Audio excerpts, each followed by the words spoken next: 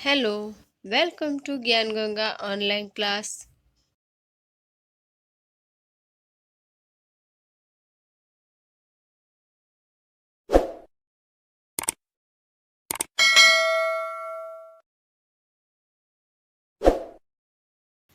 आज हम कक्षा 7 का विषय हिंदी पाठ 5 जो एक कविता है मन भावन सावन, यह कविता पढ़ेंगे। इसके कवि सुमित्रा नंदन पंत है। पहले हम इनका परिचय ले लेते हैं। इनका जन्म 1900 ईस्वी में और निधन 1977 में हुआ था।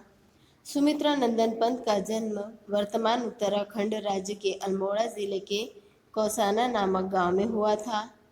पंत जी को प्रकृति के सुकुमार कवि कहा जाता है। पल्लव, गुंजन, युगांत, युगवाणी, सुवर्णधूलि, चिदंबरा आदि अनेक मुख्य काव्य ग्रंथ हैं। उन्हें लोकायतन के लिए सोवियत लैंड नेहरू सम्मान तथा चिदंबरा के लिए भारतीय ज्ञानपीठ सम्मान प्राप्त हुआ। भारत सरकार ने उन्हें पद्म भूषण देकर सम्मानित किया। प्रस्तुत काव्य में कवि ने मन को मोहित करने वाले वर्षा ऋतु का वर्णन इस कविता में किया है। भारतीयों के जनजीवन में श्रावण मास का विशेष महत्व है। इस महीने को शिवजी का महीना माना जाता है। इसी महीने में वृक्ष पर झूले पड़ जाते हैं। कवि की कामना है कि खुशियों का यह श्रावण मास लोगों के जीवन में बार बार आए, उनके जीवन में इसका बार बार आगमन हो, यह उनकी कामना है और वह इस कविता में वह बताते हैं। तो चलिए हम यह कविता अभी पढ़ने से पहले इसमें आए कुछ कठिन शब्दों को जान लेते हैं। थम थम यानी रुक रुक कर, सोन बलाक यानी सुनहरा बगुला, खग यानी पक्षी, दल यानी पत्ते या समूह, आर्द्र यानी गीला नम, तम का अर्थ है अंधकार, तरु यानी पेड़, वारी यानी पानी। तो चलिए अभी कविता पढ़ते हैं। हम अभी यह कविता पढ़ते हैं और इसका सरल अर्थ जानते हैं। झमझम झमझम मेघ बरसते हैं सावन के, छमछम छमछम गिरती बूंदे तरुओं से छनके, चमचम बिजली चमक रही है रे उर्मे घन के, थम थम दिन में तम में सपने जगते मन के। तम का अर्थ है अंधकार, उर का अर्थ हृदय। झमझम कर बादल बरस रहे हैं, कब? श्रावण मास में। श्रावण मास में यह बादल खूब बरस रहे हैं। बरसात का पानी पेड़ों के पत्तों से छम छम कर आवाज करता हुआ नीचे छन कर गिर रहा है। बादलों के हृदय में भी बिजली चमक चमक कर जो चमक दिखा रही है। बादलों के कारण आकाश में सूर्य बिल्कुल दिखाई नहीं दे रहा है और दिन में भी अंधकार छाया हुआ है। इस कारण दिन में अंधकार होने के कारण कवि के मन में नए नए अलग अलग रुक रुक कर सपने आ रहे हैं, नए नए सपने जाग रहे हैं। पंखों से रे फैले फैले ताड़ों के दल, लंबी लंबी उंगलियों से चौड़े करतल। यहाँ पर ताड़ अर्थात ताड़ का एक वृक्ष, करतल यानी हथेली, तड़तड़ पड़ती धार वारी की उन पर चंचल, टप टप झरती कर मुख से जलबूंदे झलमल।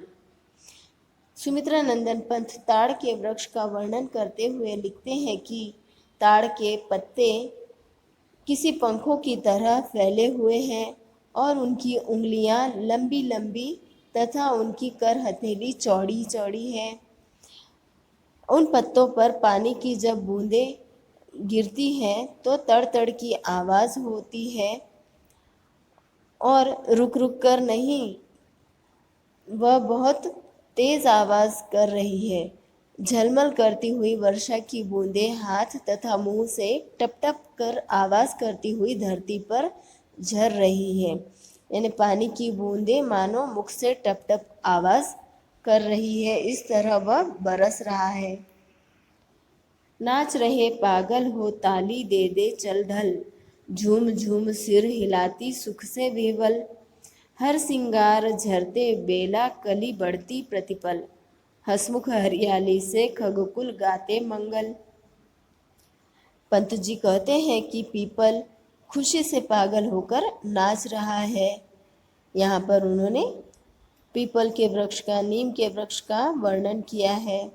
नीम के बड़े बड़े वृक्ष झूम झूम कर सिर हिलाकर विह्वल यानी प्रसन्न होकर नाच रहे हैं। वर्षा के सावन मास होने से बरसात का धार चंचल पत्तों पर पड़ती है। ऐसा लगता है जैसे वह पत्ते खुशी से पागल हो गए हैं, ताली बजा बजा कर नाच रहे हैं।